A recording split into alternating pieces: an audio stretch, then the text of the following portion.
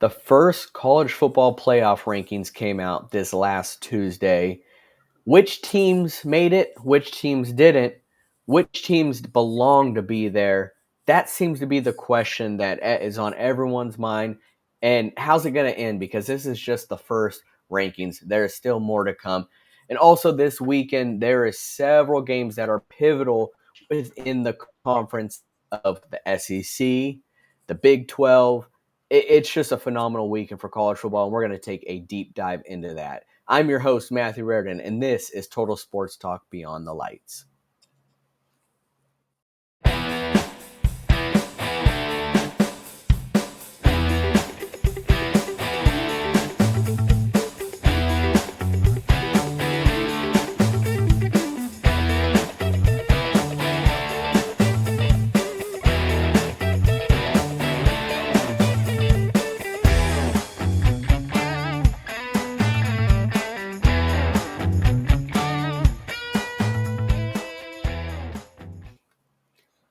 What's going on, everyone? Welcome to another episode of Total Sports Talk Beyond the Lights, where I'm your host, Matthew Reardon, and with me today is none other than David Street.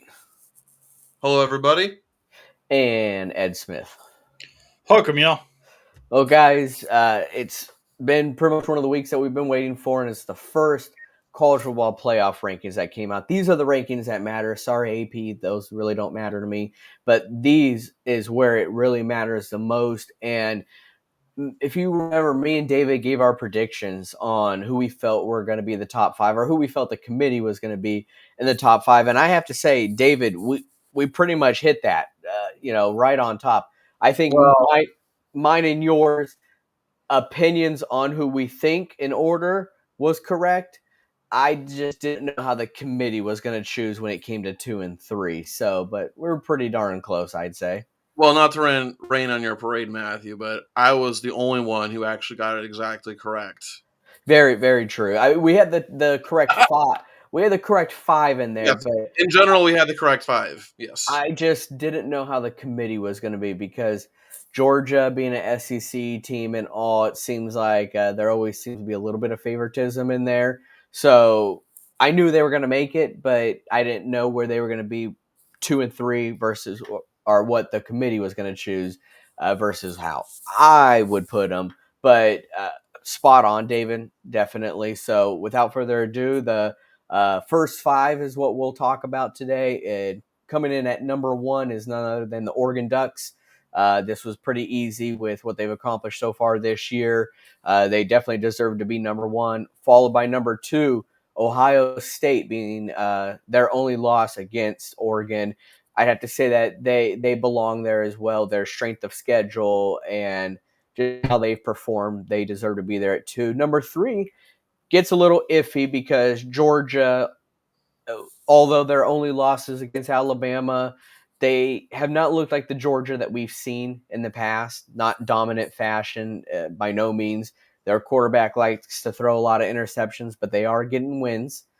At number four, undefeated Miami Hurricanes. I know with them being undefeated, you would think, all right, maybe they deserve to be ranked higher, but their strength of schedule hasn't been as tough as the others. So that's probably why they're there at number four. And last but not least, at number five, the Texas Longhorns, with their only defeat being against the number three Georgia Bulldogs. So that is your top five. That's where it sits right now. And of course, the big question that comes is, are these going to be your top five at the end? And that's where things get fun. Things definitely do get fun because on this trajectory, number one and number two are going to play each other again in the Big Ten championship. So I'm sure things could sway there. And shoot, Texas and Georgia, for all we know, could end up playing each other. We'll have to see how the SEC shakes up. But David, you look at these matchups that they have right now, hypothetically. Remember, because of the new rules, with the new playoff rules, BYU comes in at the number 4 seed because this is all about conference winners. There is no conference winners right now, but BYU being number 4 because of where they're at in the Big 12. I mean, how do you think they would shake? Well, I think because they would play because if it plays out like this, they would play either Ohio State or Boise State. And to be honest with you, as great of a season BYU has been having, I don't think they would survive against either team. I think against Boise State, that would be a upset city for Boise State, and then Ohio State is Ohio State, so I wouldn't trust BYU against either of these teams really. Yeah, Ed, you look at this bracket that they have here. Who do you think, as of now, would have the easiest path to get to the semifinals or even the championship game? Because Oregon would play the winner of Penn State or Notre Dame. I just don't feel like those two teams are that tough. Georgia, on the other hand, would face the winner of Tennessee and Indiana, and then Miami would face the winner of Texas and Alabama. So it's like, who would have the easiest path? I think if you're going from round one and bypassing the bye teams, those below the top four, we should say. Mhm. If you go through round one, the team from round one that I think would have the easiest path, and none of this is easy by any stretch of the imagination, would be the Texas Longhorns, because Alabama has proven that they do not have a defense that can read keys enough, and the bastardization of offense that Texas brings will just make them go cross-eyed. And then you get Miami, who has been very suspect on defense, and relying on Cam Ward to drag them along the way to get there. I think Texas's defense is good enough to play straight up against both of those offenses, while the offense that Texas would bring to those teams would cross them up enough to get Texas through to the championship, to the semifinals at least. I obviously how I open. I think it's safe to say I know how David feels, but Ed, do you agree with the top five and the exact rankings that they are? I do. I do. And how big is the referee situation in the Ohio State Oregon game playing at this point? Because that 10-second stretch of that game has basically determined how the rest of the season is going to be ranked out, as long as everything stays pat from where it is now. So that is the ranking that I would have for each of them. I know Miami is undefeated, but they have not played the schedule that Georgia has, and they have not performed the way that Georgia has in those bigger games. Yeah, they've been suspect here and there, but they have been pulling out the wins. Same with Georgia, pulling out wins, and that's really what matters is pulling out those wins. I So, know. Oh, David, yeah. well, yeah, I just wanted to give my thoughts on the top five. Obviously, I agree with Oregon being number one. I think I probably still agree with Ohio State being number two. But there is also a part of me, a decent part of me, that thinks that Miami should be number two. I understand that their strength of schedule hasn't been the best, and I understand that they have not really beaten any key opponents. I mean, really, the only the only key opponent that they've beaten, the only I guess good opponent they've beaten is Louisville. Louisville is ranked now, but Louisville wasn't ranked at the time. And of course, we know that Ohio State beat number three Penn State, and they lost to number one Oregon by just 1 point. So I understand all of that. But I also feel like we're at a point now where being undefeated has to matter now. If you're 2-0, 3-0, 4-0, okay, that's not really going to have a lot of weight. But if you're 9-0 at this point in the season, easy schedule, hard schedule, or not, I feel like that has to matter at some point. And when you look at Miami, they have the best offense in the country. They have the guy who is probably going to win the Heisman Trophy. They've got brand recognition. And listen, we can talk all night about how bad Miami's defense has been, but their offense has been legit. And other than like a few hiccup games here and there, Miami has been solidly dominating their opponents. So again, at the end of the day, I probably would still put Ohio State at number 2, but I think Miami has a very, very solid case to be the number 2 team in the country. Not to expand the point, David, but by that same rationale, Indiana and BYU should be number 4 and 5. And I don't think that should be the case. Part of this playoff committee is to take into account the eye test by people that know college football and not a bunch of sports writers that are just voting tick points and then sending it into a computer.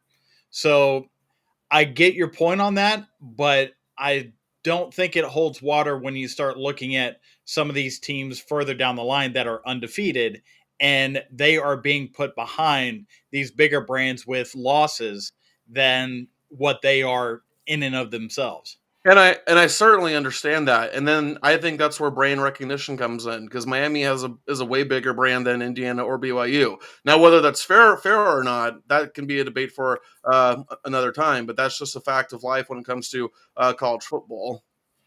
Yeah, and we saw it last year with Florida State, so that'll always be in the back of the committee's head, and that's the unfortunate part is that Yeah, we learned that Florida State's not a big brand after all. yeah, so there's yeah, but I've seen Miami and they struggle to pack that stadium, so they are a big brand, but at the same time they're not filling the seats, so it's weird, but we will be talking more about the college football playoff rankings as they continue to come out because they will be coming.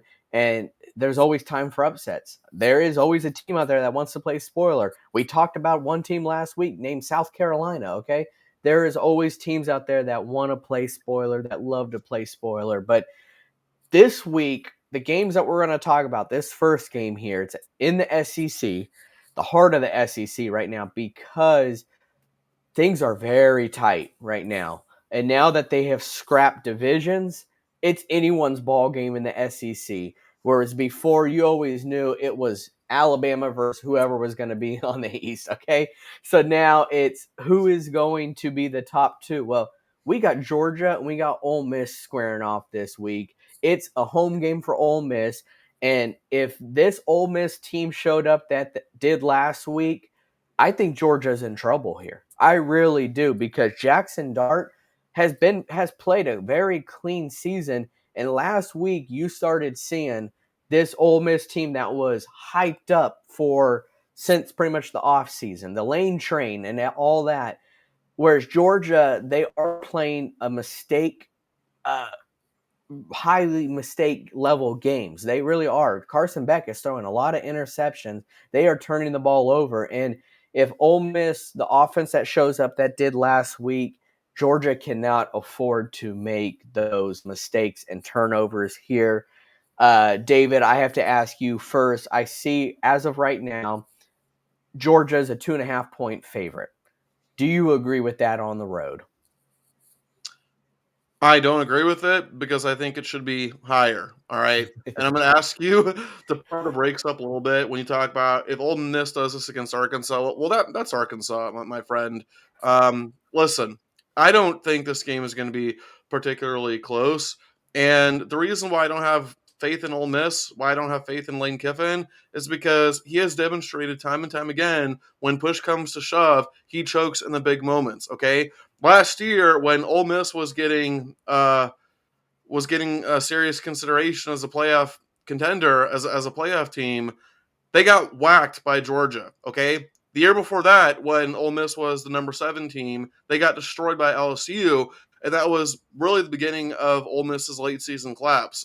They did beat Texas A&M after they got destroyed by LSU, but they barely beat Texas A&M. So until Lane Kiffin can actually show me that he can win in the big moments, okay, in games where he has to win, I'm not going to trust him. So I don't think this game is going to be close for him at all. That brings me to my next question. This is for you, Ed. Is Lane Kiffin the James Franklin of the SEC? Oh, by far. And considering James Franklin came from the SEC, that's saying something. Absolutely. Currently, but yes. Right.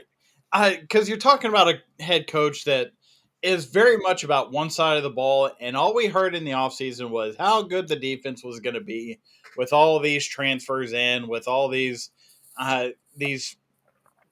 mercenaries for hire through NIL that you're getting, and everybody's switching up and doing all that kind of shape shifting transfer portal stuff. Well, what stayed consistent through all that transfer portal stuff isn't Ole Miss being great on offense, because we've seen them struggle at times. What we have seen is Georgia, when they can be convinced that the world thinks that they are the underdog, that Georgia will come out and prove that they're Georgia under Kirby Smart, not Georgia under Mark Richt uh, or anybody before him, but the Georgia team that we knew could game plan, show the effort, and really take a team out to the woodshed that should be playing them very closely. And last time it happened, unfortunately, my team was the bearer uh, of that ass whipping. But I think Georgia should be favored by more. I'm with you, David, on that, because this is a Georgia team that is starting to believe that nobody thinks that they can do it, and Kirby Smart is so good at motivating his team when he feels like the world is against them. On the flip side, Ole Miss, everybody's got the love fest, and yes, there's high flying offense, and yay, they had fun against Arkansas. Well, you're right. It was Arkansas. It wasn't Nick Saban's Alabama teams that you were doing that against. So I'm thinking Georgia probably by a touchdown in this game, just because I'm fairly sure that defensive line will be able to put in an effort that is going to make it tough for Jackson Dart to figure out what he's looking at and create some opportunities for short fields against the offense, very much like they did against Texas. Well, you certainly have a lot more faith in Ole Miss than I do, Ed, because I've got Georgia winning by 22 points, 37-15. And you talk about Jackson Dart, his stats look good, but I think if you look, you'll see that his numbers are inflated against weak competition. And when he plays against teams with decent, solid defenses, he becomes pedestrian. I'm not saying he suddenly turns into a terrible quarterback, but there's no denying that he has looked the best against vastly weak competition. Yeah, I mean, we saw how he looked against Kentucky, and when they, ultimately were in defeat in that game, he just looked crumbled. But this is a great example, I'll be really quick, of the betters, so Vegas, sports books, whatever, versus analytics, because you look at the odds, and Vegas has Georgia favored to win this game. Then you look at the analytics that ESPN has, and they have Ole Miss winning this game. And it's like, at the end of the day, I don't trust analytics. I don't trust those people. I trust the people in Vegas that actually know what's going on. Like Ed said earlier, people that know about college football, not some beat writer or something like that. So I thought that'd be a point to kind of point out there, was the betting versus the analytics. And then Ed, I know you'll get a kick out of this. I look at Ole Miss's team, reminds me of like Globo Gym.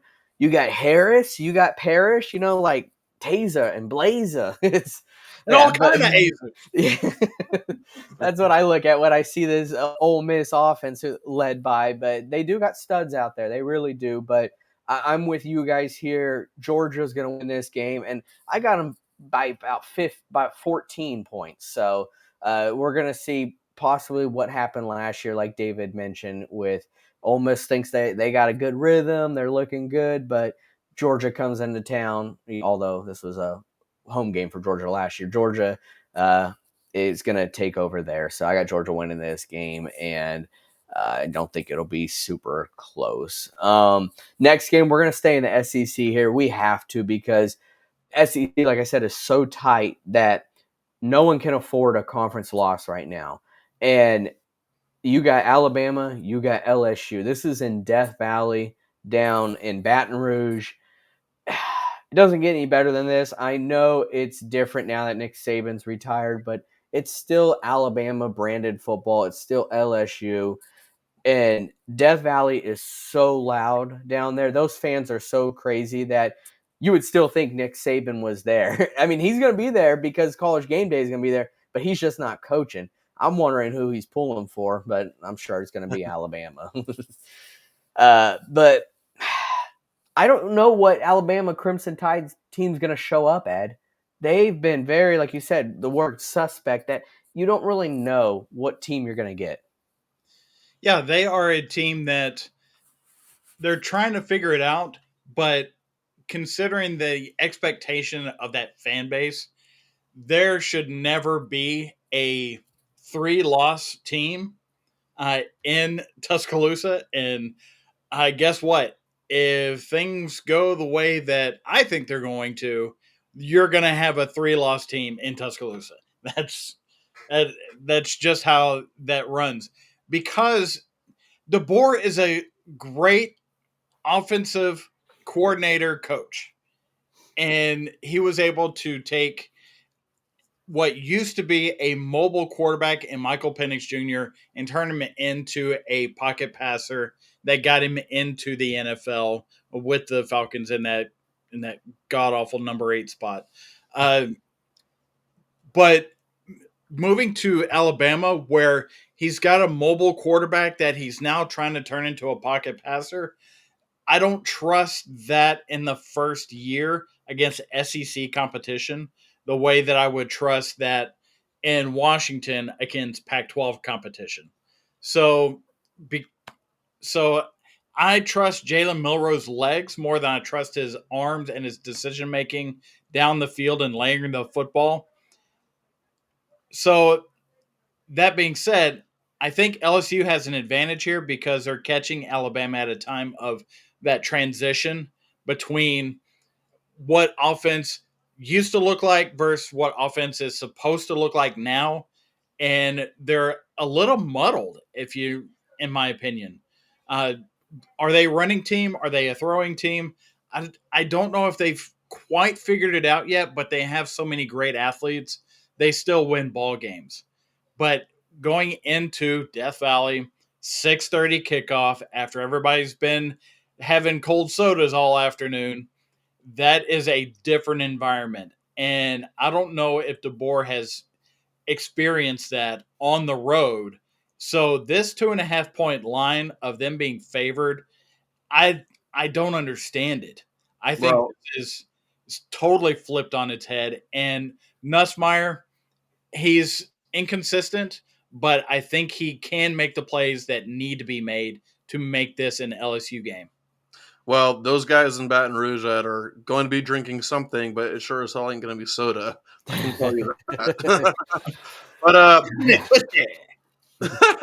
but one matchup, guys, that I find the most intriguing is LSU's defensive line versus Alabama's offensive line. Because LSU has one of the best defenses in the country, at least in terms of getting to the quarterback. And then Jalen Milroe from Alabama has gotten sacked 11 times in the last 4 games. And so I'm really curious to see if Kalen DeBoer is going to dial up some short pass plays for Milroe to help him escape pressure. Yeah, they're going to have to draw up something for sure because the last thing you want to do, we've talked about it many times on this show, is create these long opportunities that makes it hard for your offense because you take a sack and you have a second and long and you try to shorten it to a third and short, but it's going to be tougher to do. So they're going to have to do something to kind of keep that pace up, that intensity, so they aren't having to take those sacks. But David, one of the questions that I know it's kind of in the past, but it makes you curious is how pissed off is LSU that they blew that A&M game because they were leading going into the second half, and if they had won that game, you're looking at them winning this game being probably atop of the SEC. Now they have to win or die at this point. Well, I think you have to consider, Matthew, that from my understanding, Texas A&M considers LSU a rival more than LSU considers them to be a rival. So I'm sure they're mad. I'm sure they're annoyed. But obviously, it would not be the same at all if, say, Alabama was up big on Auburn, and then Auburn ended up winning the game. But nonetheless, who you play, of course, you're going to get mad when you build up that big lead and then you end up choking it away. But I think LSU has a fantastic opportunity here because it's at home, right? That we talked Yes. about that. Yeah, we talked about that. It's in Baton Rouge, and certainly this Alabama team has not looked like the Saban-led Alabama teams before. And as I have talked about before, LSU is one of the best defenses in the country at getting to the quarterback. And when you have a defense that's top 10 in sacks and you just have that roaring Death Valley crowd behind you, I'm not saying I think it's going to be a good game. I think it's going to be a close game. But ultimately, I think LSU has the chops to pull through. So I don't know if I'm jumping the gun here with an early prediction, but I'm taking LSU in this one. No, definitely not jumping the gun at all. That's kind of where we're heading right now because both these teams are coming off idle, so they have had some rest. LSU's had that time to get over, a loss. I'm not saying that in terms of a rivalry, but it did kind of change the landscape of the SEC and where they stand. But Alabama came off a very convincing win over Missouri. It's going to be tough going down to LSU and playing on the road, but one thing that Jalen Milroe, I know he's been inconsistent, but he has shown us, especially in that Georgia game, that if he's on, he looks unstoppable. I know that he's got another game or two of that in him, and I think that this game is going to be one of those games. I'm actually going to take Alabama on the road in shocking fashion. Ed? I'm taking LSU. That Death Valley, Baton Rouge, whatever you want to call it, that is worth at least a touchdown in any SEC home game. And I think that is the difference in this game. Yeah. Yeah, I Yeah. think I think another I think another obvious talking point is the coaches. I mean, Kalen DeBoer is a great coach, but Brian Kelly is better. Certainly more proven than he is now, at least. So Yeah, now Brian Kelly has stepped up a lot to the occasion, and going down to the SEC, he's looked impressive. So yeah, it's been nice seeing that success transpire in the SEC for him. So yeah, could come down to the coaches. But speaking of coaches, we know this next coach is always talked about primetime TV, and his name is Primetime, and that's Deion Sanders versus the Texas Tech Raiders and Coach McGuire. Uh, I love this game. I you wouldn't have thought we would be talking about this game maybe a couple years ago, but Colorado has made a name for themselves, not just because of Dion, but they are 6-2, and they are officially ranked in the college football playoff right now. And they're facing off against Texas Tech, and this isn't going to be an easy game for Colorado. It's on the road. Uh, and we know how the environment is down there in Lubbock. It could get loud, it could get windy, and it's unpredictable for sure. And Texas Tech is coming off a very nice win over Iowa State. They've got momentum right now, but so does Colorado. This is going to be a fun game because I'm torn on who I could even choose here, and I'm not trying to jump the gun and make a prediction because I've yet to even really figure out who I want to choose here. But David, you wouldn't have thought we'd be talking about Colorado right now. I mean, they are 8 games through. They are 4-1 in the Big 12, and that was a good move for them moving over to the Big 12 because here they are right there towards the top, just under BYU. yeah, man. I mean, Colorado has certainly surprised a lot of us. They certainly surprised me. I thought they would certainly do better than they did last year when they went 4-8. But better for me was like 5-7 or 6-6. So technically better, but not better by a whole ton. Listen, okay. Everything about this game to me just screams shootout. All right, and Matthew, you weren't here when I was here with Ed, but I was talking about how Texas Tech is really the perfect, like, they are the traditional Big 12 team because they're all offense and no defense. So yeah, this game I think could possibly end up being a shootout. But something that really sticks out to me a lot is that Texas Tech can run the ball, or at the very least, they can run the ball a hell of a lot better than Colorado can, because Colorado cannot run the ball worth shit. All right. So if there's one thing that Texas Tech needs to take advantage of, okay, they need to take advantage of their run game with Taj Brooks. And you know what, Ed? I see you cheesing over there, so I want to give the floor to you. Well, uh, when Colorado can end a game with negative rushing yards, that, that is there's a sign there. And when the best player on offense that Texas Tech has is the running back, Taj Brooks, you have to say that there's a definite advantage there.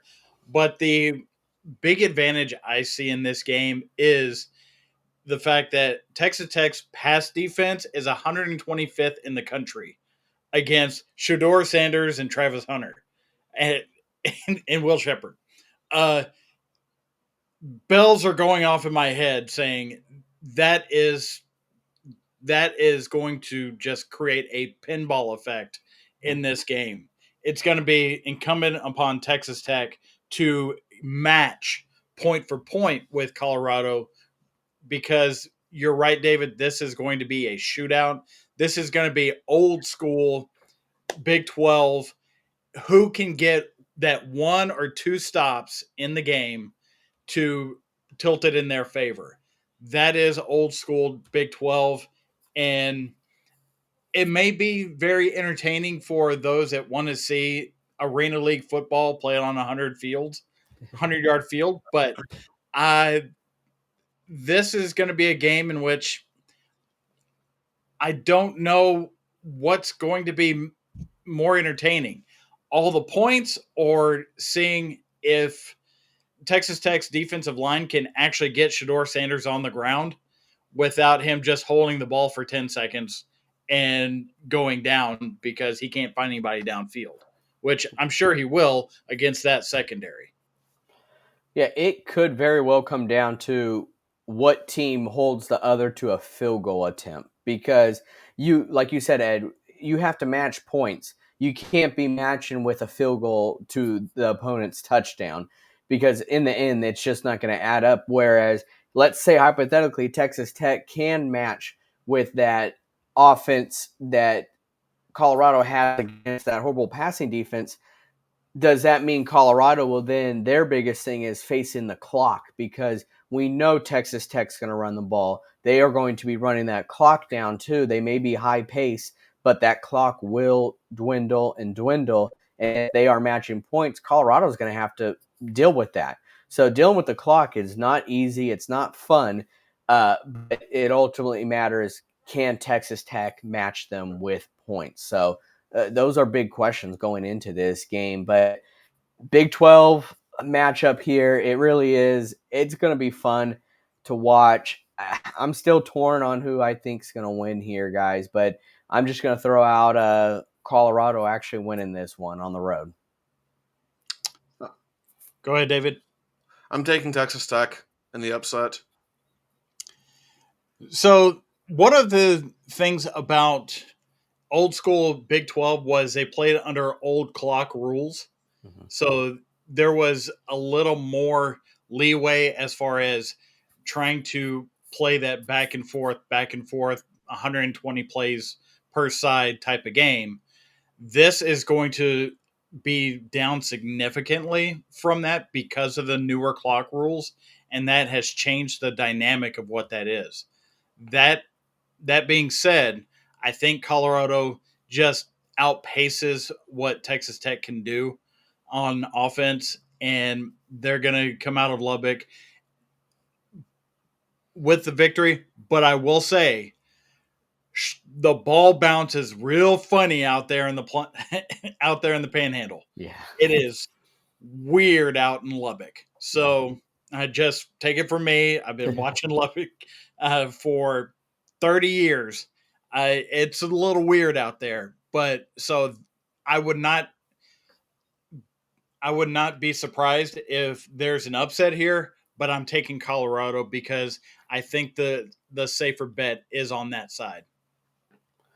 Yeah, and it may not even necessarily be an upset. It could be an upset because one's team is ranked, but this is a Friday Night Lights coin flip at a truck stop because you don't know really what you're going to get when it comes down to playing in Lubbock. So I'm all for this game. I'm excited for this. There's a lot of other games out there that are exciting this weekend. Vandy in South Carolina, that's got a lot of weird stuff written all over it, but I'm here for it as well. But Texas and Florida. yeah, yep, that was yeah.